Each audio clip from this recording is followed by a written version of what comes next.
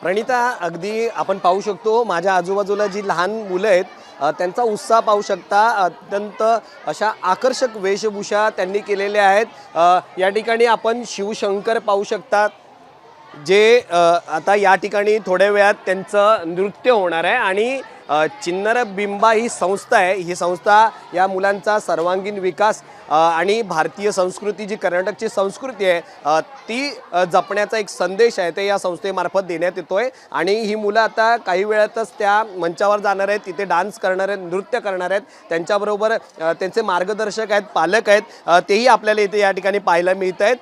एकंदरीत या संस्थेचा हा 23वा वर्ष आहे आणि या वर्षामध्ये जे ते या संस्थेकडून आजही मोठ्या प्रमाणात कार्यक्रम ठेवण्यात आले आहेत। आणि नृत्यकरण असेल, लहान मुलांचे जे कार्यक्रम आहेत, त्याचबरोबर त्यांना मिळणाऱ्या ज्या काही प्लॅटफॉर्म आहेत, तो व्यासपीठ आहे, त्याची चर्चाही या ठिकाणी पाहायला मिळते। कारण या ठिकाणी नृत्य करणारी मुलं त्यांच्या संस्कृतीचा जो तो प्रचार करतायत, प्रसार करतायत। आणि भारतीय संस्कृती, आपली कर्नाटकची संस्कृती आहे, तो एक जपण्याचा प्रयत्न आहे। 10वी नंतर जर महाविद्यालयात विद्यार्थी गेला तर तो एका अर्थी शालेय शिक्षणाच्या बाबतीमध्ये किंवा आपली भारतीय संस्कृती या बाबतीमध्ये विसरू नये। त्यामुळे कोणाबरोबर कसं वागायचं, आदरातिथ्य राहायचं, बोलताना कोणाबरोबर कसं बोलायचं, या सगळ्या गोष्टी आहेत या संस्थेमार्फत शिकवल्या जातात। आणि आज या संस्थेचा 23वा जो आहे तो कार्यक्रम आहे।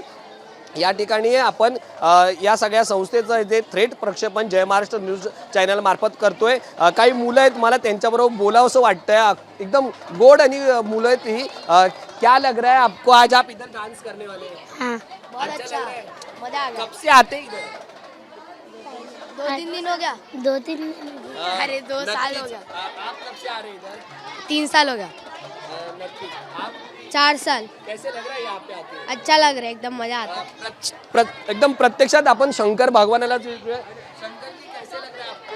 अच्छा लग रहा कब से आते हैं आप यहाँ? है 1 साल से। गेल्या 3-4 वर्षापासून ही मुलं या संस्थेशी जोडली गेली आहेत। सुरुवातीला ही संस्था जी आहे ती 50 मुलं या संस्थेत जी आहे ती सहभागी झाली होती आणि आता या मुलांची संख्या आहे ती हजारोंच्या घरात गेलेली आहे। त्यामुळे एकंदरीत मुलांचा उत्साह असेल, त्याचबरोबर पालकांचाही उत्साह तो पाहायला मिळतोय।